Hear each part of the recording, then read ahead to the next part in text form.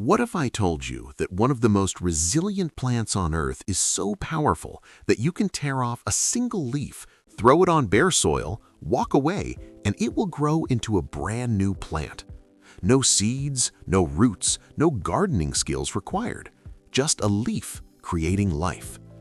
This plant has been used for centuries across Africa, the Caribbean, Asia, and South America. It has survived colonization, migration, and being forgotten by modern gardening culture. And yet today, most people in the United States have never even heard of it. In Nigeria, especially in Igbo land, it's called Oda Apue, the leaf of life. In the Caribbean, it's called miracle leaf. In parts of Asia, it's known as life plant. Scientists know it as Bryophyllum pinnatum.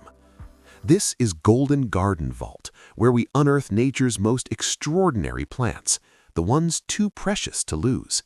And today, you're going to learn exactly how to grow this treasure yourself and understand why cultures across the world trusted it with their lives.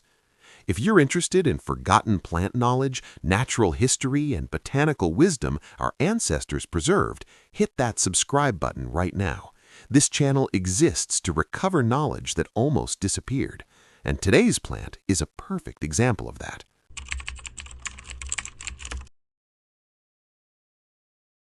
So what makes this plant so special? The answer is in the edges of its leaves. Look closely at a mature leaf of life.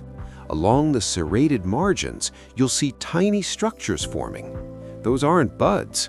They're not flowers. They're complete baby plants with roots, stems, and leaves growing directly on the mother leaf.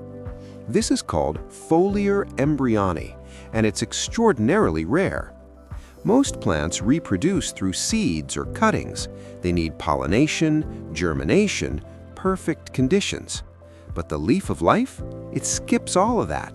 It creates clones of itself right on its own body. And here's where it gets wild. You can detach this leaf from the plant. No soil, no water, no light, and it will still produce babies. The leaf doesn't need to be connected to anything to create life. It's already programmed with one instruction: survive. When the plantlets get heavy enough, usually after a week or two, they simply drop. They fall to the ground, and within hours, their roots are searching for soil. If they land on concrete, they'll wait. If they land on moss, they'll thrive. They don't care. They're built to persist. This is why botanists call it one of nature's most successful propagators. One plant can produce thousands of offspring in a single growing season. It doesn't refuse to die because it's lucky. It refuses to die because it's designed that way. And that design, people have been observing it for millennia.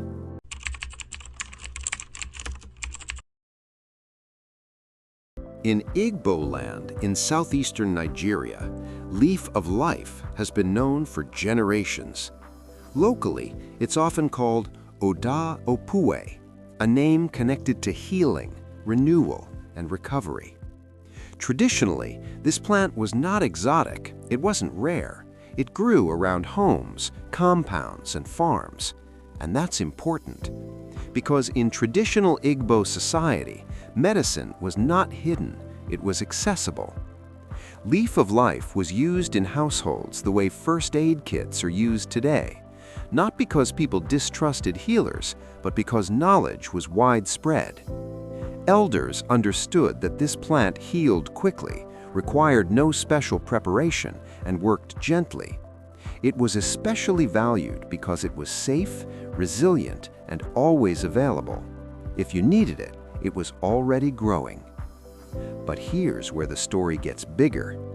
Leaf of life did not stay in Africa.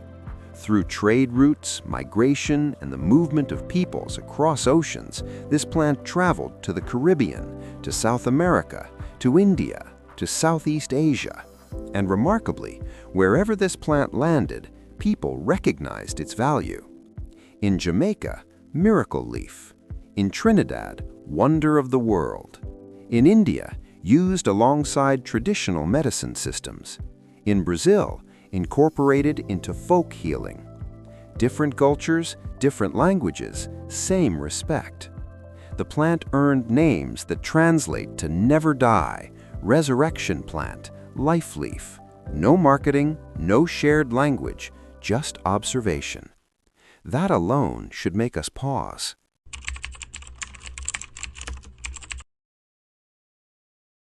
All right, you want to grow this plant. Good news, it's one of the easiest starts you'll ever make. Here's exactly how to do it. First, you need a leaf. If you know someone with a leaf of life plant, ask them for a single mature leaf. That's all you need. If you don't have access to one, you can buy them online. Search for Kalanchoe pinnata or Bryophyllum pinnatum. Those are the botanical names. They're inexpensive, usually $5 to $10. Make sure the leaf you get already has baby plantlets forming on the edges. If you can see tiny leaves and roots, you're ready to go.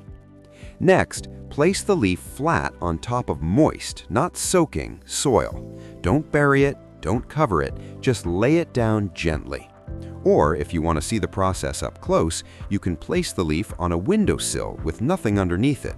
The plantlets will grow regardless. Some will drop onto the sill and you can collect them once they have roots. Within 7 to 10 days, those baby plantlets will start developing longer roots. You'll see them reaching downward, searching for soil. Once the plantlets have roots that are about ½ an inch long, you can gently separate them from the mother leaf. They'll come off easily, don't force it.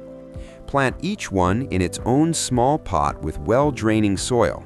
Cactus or succulent mix works perfectly. Press the roots gently into the soil and water lightly. Now for care, and honestly, there's not much to it. Light, bright, indirect sunlight is ideal. A south or east-facing window works great. The plant can tolerate some direct sun, but too much will scorch the leaves. Water. Let the soil dry out completely between waterings. This is a succulent. It stores water in its thick leaves.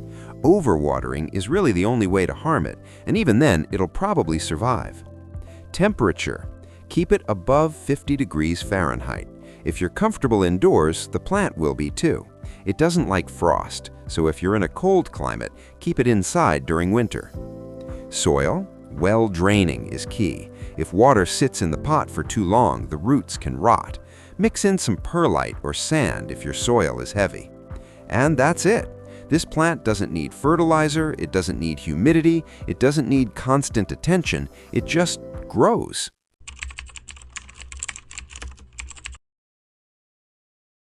Here's the part most people don't know. Modern researchers didn't start studying leaf of life because it was trendy. They studied it because traditional use was too consistent to ignore. Laboratory analysis revealed that the leaves contain flavonoids, alkaloids, anti-inflammatory compounds, and antioxidants. These compounds help explain why cultures across the world used it for inflammation, minor wounds, skin irritation, and general internal balance. But here's the key distinction Golden Garden Vault always emphasizes. Traditional medicine was observational first. Modern science came later to explain, not invent. This plant worked long before microscopes existed. So why don't most Americans know this plant? Simple. It grows too easily. It reproduces without help. It doesn't need constant purchasing. Modern gardening culture often focuses on hybrids, patented varieties, annual purchases. Leaf of Life doesn't fit that system. It thrives outside of it. And historically, when botanical knowledge couldn't be commercialized, it was often dismissed or simply forgotten. Yet ironically, many modern discoveries still come from plants just like this one.